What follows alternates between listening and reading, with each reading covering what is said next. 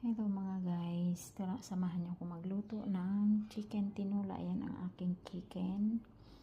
And then patatas, sibuyas, bawang, and bok choy, and malunggay.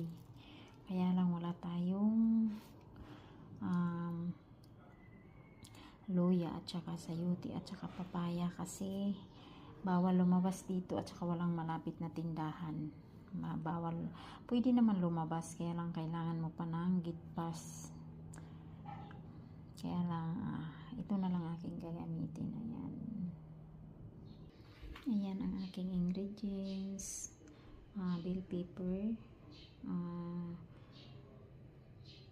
pamintang dahon, pamintang buo, and chicken cubes, garlic, onion, and lagay natin ang ating ingredients kasi anuhan natin siya.